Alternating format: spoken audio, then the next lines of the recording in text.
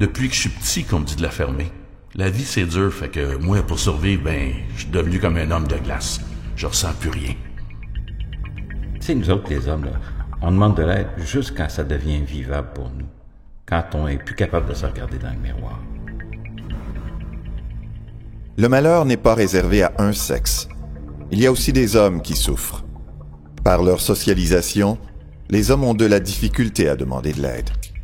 Bien souvent, ils démontrent leur force, leur débrouillardise, leur contrôle, leur autonomie, leur détermination. Mais dans leur fort intérieur, ils vivent de l'insécurité, du désarroi, de la tristesse, de l'incompréhension, de la confusion. D'où l'importance d'offrir des services de prévention, d'intervention, d'entraide et de référence. Voilà ce que propose l'organisme d'action communautaire autonome L'Entraide pour hommes Vallée-du-Richelieu-Longueuil depuis plus de 20 ans. L'organisme offre des services à Belleuil, Longueuil et Saint-Hyacinthe. L'accessibilité à l'entraide pour hommes, c'est une valeur importante. On se rend compte que plusieurs hommes qui viennent nous consulter ont des difficultés financières. Donc, il faut tenir en compte leur réalité sociale, leur réalité économique. L'accueil, c'est très important pour nous. À l'entraide, les clients arrivent, sont mal à l'aise souvent de venir demander de l'aide. Les hommes, on le sait, c'est pas facile pour eux.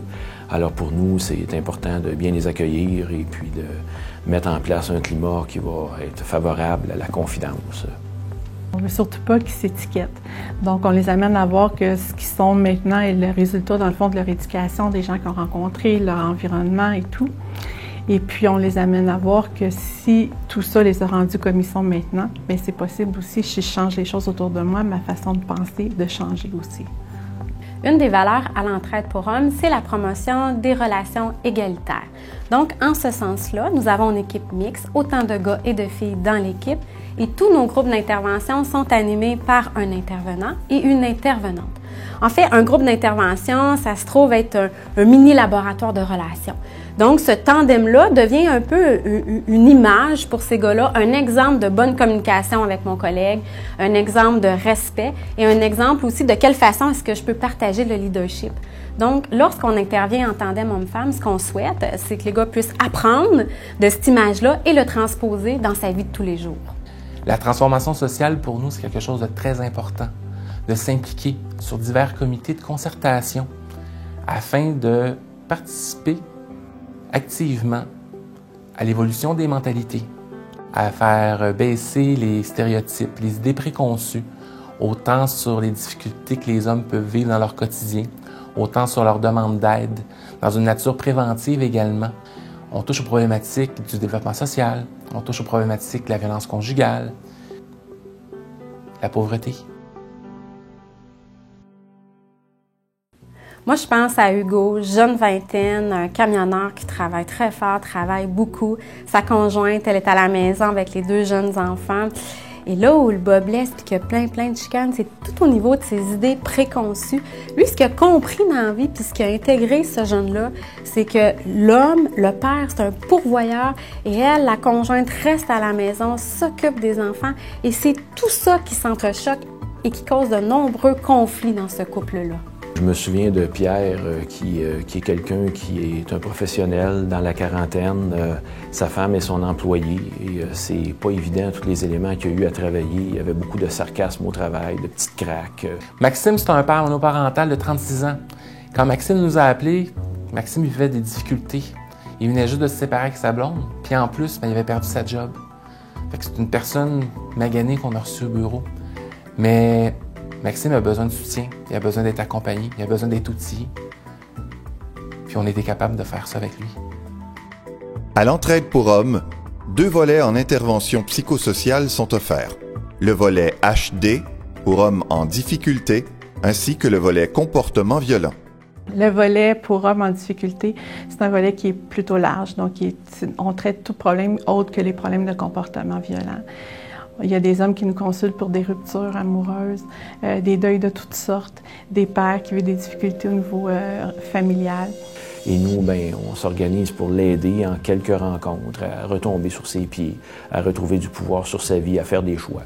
Notre approche privilégiée, c'est l'approche cognitivo-comportementale. On travaille toujours à changer les perceptions, changer le discours intérieur, et comment est-ce que les choses se sont passées dans sa tête et son agir. Et on change les modèles associés à ça.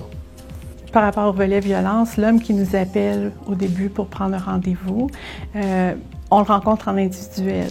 Les rencontres, c'est à peu près 3 rencontres, mais ça peut varier. On va selon le besoin du client. On cible vraiment c'est quoi ses difficultés. Après ça, bien, ils ont un processus à faire qui est de 20 rencontres de groupe. Bon, il y a un coût selon le revenu, là. Et il y a toujours une première moitié où on va parler des situations concrètes qu'ils ont vécues au courant de la semaine, les difficultés qu'ils ont vécues, les frustrations, comment ils ont négocié avec ces frustrations-là. Et en deuxième moitié, on va arriver souvent avec un atelier thématique là, qui est pertinent pour le groupe. C'est souvent difficile pour un homme de demander de l'aide parce que sa masculinité l'amène à démontrer qu'il a le contrôle de sa vie, qu'il est fort, qu'il est courageux, qu'il est performant. On dit souvent qu'un homme, c'est orgueilleux. Moi, je pense plutôt qu'il a appris à éviter le monde émotif, qu'il a appris à mettre des barrières autour de lui. Donc, c'est difficile de demander de l'aide. Moi, j'ai appris à ne pas parler. Alors, de quelle façon je vais entrer en relation? Puis, en plus, comme intervenante, moi, ce que je lui demande, c'est « Viens me voir, parle-moi de toi, parle-moi de tes émotions, montre-moi tes faiblesses. » C'est tout le contraire de ce qu'il a appris. Je pense qu'il ne faut pas trop attendre avant de référer à l'entraide pour hommes. Plus dans le fond on attend ou plus on va le référer un peu partout, l'homme va venir à se décourager. Déjà que ça lui a pris beaucoup de temps à demander de l'aide, ou c'est souvent son dernier recours, il faut que la demande d'aide soit assez rapide. Donc, de ne pas hésiter et de le référer à l'entraide pour hommes. Et nous, on verra c'est quoi son besoin et comment interagir avec lui. Une recherche démontre que chez les hommes qui ont fait un processus de groupe, 94 % d'entre eux, il y a une diminution de la violence physique et dans 62 % une diminution de la violence verbale. Mais à l'entraide pour hommes, la notion de réussite, ça va au-delà des chiffres pour nous. Pour nous, une réussite, lorsqu'un homme a fait un processus chez nous, puis qu'il revient 1 an, 2 ans, 3 ans plus tard, avant même de vivre une récidive, lorsqu'un facteur de risque est présent, pour nous, c'est une grande réussite. Une autre réussite, c'est l'homme qui nous dit, bien, une chance que vous étiez là parce que moi, je pensais mourir. Je pensais que ma vie était finie, puis maintenant, je peux profiter de mes petits-enfants. La réussite, c'est quand un homme vient nous voir et qu'il nous dit, bien maintenant, là, j'éduque mieux mes enfants et je suis content d'être un modèle pour mon fils. Ça, c'est de la réussite. On améliore les conditions de ces hommes-là et c'est plein de gens autour de ces hommes-là qui en bénéficient. C'est super valorisant notre travail parce que l'homme qui vient demander de l'aide, souvent, c'est pas confié à grand monde. Et moi, je trouve ça absolument incroyable de voir un grand livre s'ouvrir comme ça, puis il va me confier, il me fait confiance, des grands pans de sa vie, puis c'est vraiment le fun. Et puis aussi, bien, de voir toute l'évolution qui se produit. Souvent, dans les groupes, on va le voir au début, c'est très rigide, c'est difficile de s'ouvrir, et plus les groupes avancent, plus l'homme va s'ouvrir. Ça apporte vraiment un côté très valorisant de notre travail, de voir qu'on a un impact dans la vie des gens. Une fois que tu as passé une journée en paix et que tu respires bien en te couchant le soir, c'est sûr que tu vas en revivre une deuxième comme ça, puis une troisième, puis une quatrième.